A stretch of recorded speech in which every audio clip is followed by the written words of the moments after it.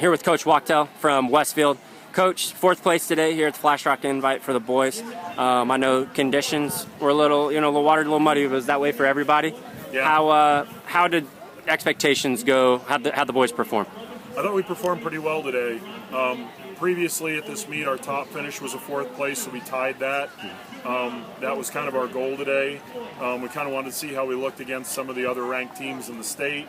Obviously, we would have preferred a dry course today and try to run fast, but honestly, we're a team that really talks a lot about kind of grinding it out, and we did a pretty good job of that today. And honestly, today's the kind of day that kind of lends itself to that a little bit. So I was pretty pleased with that. Actually. Perfect. That's fantastic. So obviously, senior and junior heavy team. Right. As we look at this roster, you've been with these guys, some of them for 3-4 years at this point. Have you seen that group in particular, the junior and senior class, progress and kind of grow, from their freshman year to today? Well, it's funny. We're a very different team than we were last year because we had really 3 front runners last year, and so that was honestly the power of our team. And we've had to transition to a very different type of team. Obviously, Aaron Bennett is still was one of those 3, and he's still here. But we're much more a pack running team than or at least we're trying to be, much more a pack running team than we have been in the past. And so I think they've done a nice job of transitioning to that. And of course, with Coach Lidskin coming on as a coordinator, we've shifted our training a bit too. And I was not the head coach last year. I was the assistant coach. I've been that for 12 years.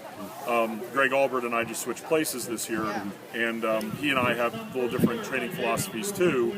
And I'm coming out with a much more of a track background than, I've been a cross-country assistant coach for a long time, but I've been the track distance coach for 12 years, 11 years, and so it's a different kind of training, but they've adapted to it really well. They've adapted to it well, physically and mentally, I think. That's fantastic. If you don't mind, can we touch on that in a little bit more detail for the young coaches, right? And, sure. and people are going to go through. It's very common nowadays, at least at the high school level in Indiana, to see some coaches don't coach all the way through track and cross, and so it's been probably a learning experience for the kids, for yourself and other coaches.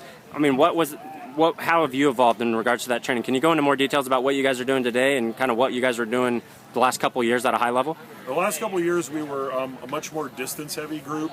We did a lot more mileage.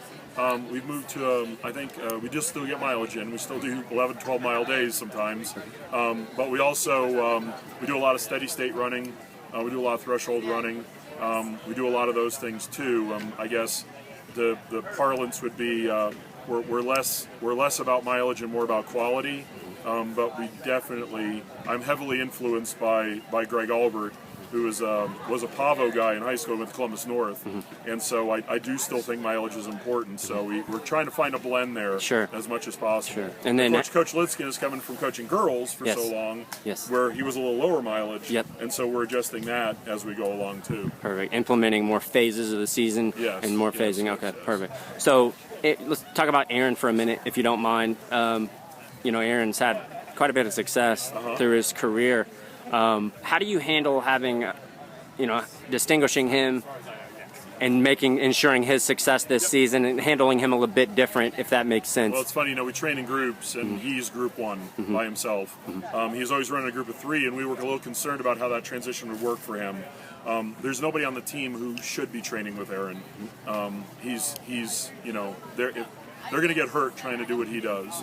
But he's really done a nice job. He's very solid, gets the workouts done, really executes things we ask him to do very well. And so it's worked out well. And we were a little worried because he had Sam Henthorne and Alec Hartman to kind of, gauge himself off of the last 2 years, and now he's obviously doing it all himself. So he's done a really nice job of that transition. That's perfect. And then just one more thing here, Coach. Let's get rolling. As you look at the season and where you guys are now, and we discussed how everything's kind of changing and everybody's learning here, where are you guys at today in terms of a phase? What's the focus right now at this point, kind of mid-season, and when will we start changing gears? Probably I would say you caught us in a transitional point right this week. We're starting to move to more VO2 type races, running.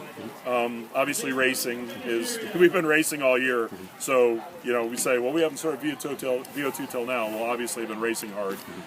But in terms of training, we're just making the shift now, and we're doing that much later than we've done in the past.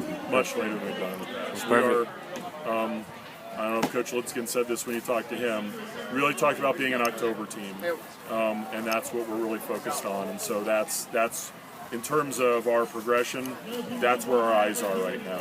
Perfect. With any luck, we'll need it. Yeah. Well, thanks, Coach. I appreciate it. Good luck the rest of the way. I'm sure we'll be catching up again. Thanks.